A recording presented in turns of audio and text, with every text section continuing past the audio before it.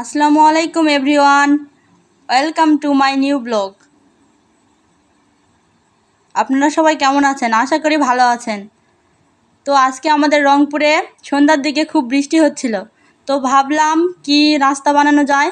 তো ভাবতে ভাবতে ভাবলাম একটু পিঠা বানাই। তো আমার পিঠা বানানোর জন্য লাগবে হচ্ছে ডিম আর হচ্ছে আতপ চালের গুঁড়া। তো চলেন আমরা শুরু করি। তো আমরা প্রথমে একটা বাটিতে একটা ডিম দিয়ে দেব। তারপরে আমরা একটু সামান্য জিরে আর আদা বাটা দিয়ে দিব। তারপরে সামান্য একটু লবণ দিয়ে দেব। তারপর ডিমটাকে একটু ফেটিয়ে নেব।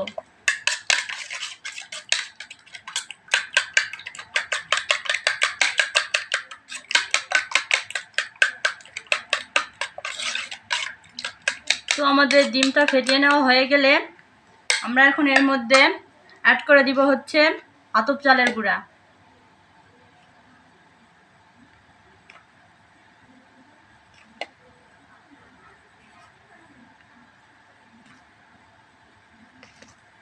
তো পরিমাণ মতো আতপ চালের গুঁড়া দিয়ে দিয়েছি।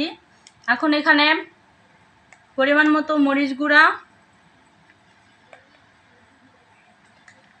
পরিমাণ মতো লবণ আর হলুদ গুঁড়ো দিয়ে দিব।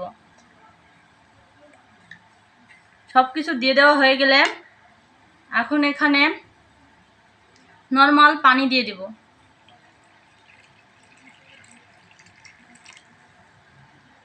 তো আমাদের পানিটা দেওয়া হয়ে গেলে আমরা সব কিছু ভালোভাবে মিক্সড করে নেব।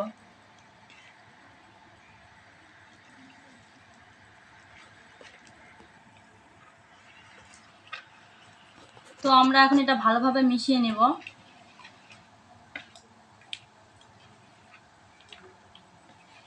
তো আপনারা যেমন দেখতে পাচ্ছেন ব্যাটারটা ঠিক এরকম হবে, খুব ঘনও না খুব পাতলাও না, মিডিয়াম। তো আমাদের ব্যাটার এখন রেডি। চলেন আমরা এখন রান্নাঘরে যাই।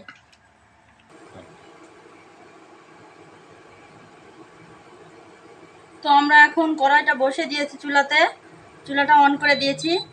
এখন কড়াইটা হিট হতে থাক।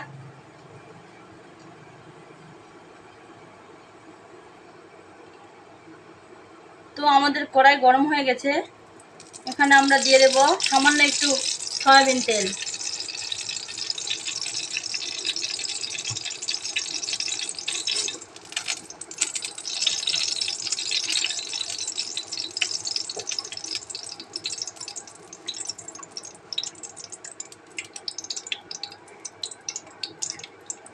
আমরা এখন সেই তৈরি করা ব্যাটারটা দিয়ে দেব।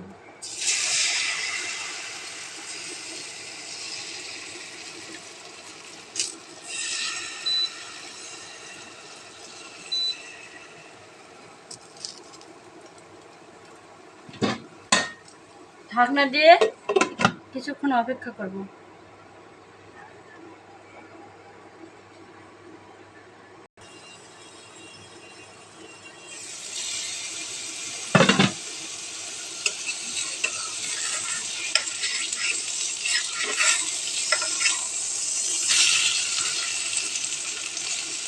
তো গাইস, আপনারা দেখতে পাচ্ছেন আমার ওই পিঠটা হয়ে গেছে পিঠাটা। এখন আমি উল্টিয়ে দিলাম। আবারও কিছুক্ষণ অপেক্ষা করব।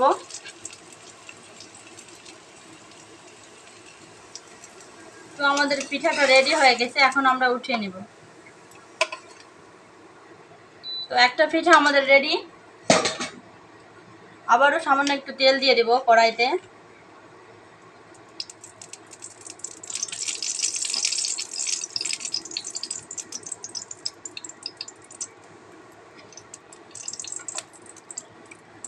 আবারও পিঠার ব্যাটারটা দিয়ে দেব।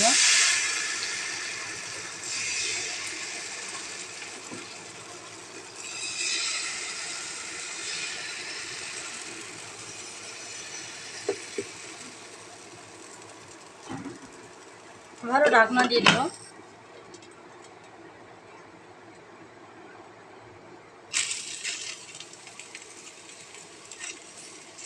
তো আমি এইভাবে এক এক করে পিঠাগুলো ভেজে নেব।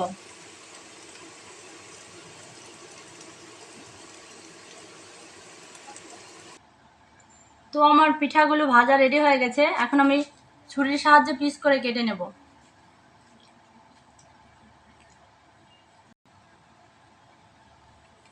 তো গাইস, আমার পিঠাগুলো সব কেটে নেওয়া হয়ে গেছে।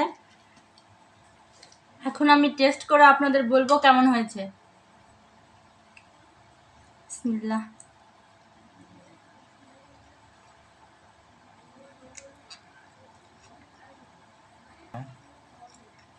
আসলে গাইস অনেক মজা হয়েছে। আপনারা এভাবে বাড়িতে বানিয়ে খেতে পারেন, দেখবেন খুব মজা লাগবে। আচ্ছা গাইস, ভিডিওটা আজকে এই পর্যন্তই। সকলে ভালো থাকবেন। আসসালামু আলাইকুম।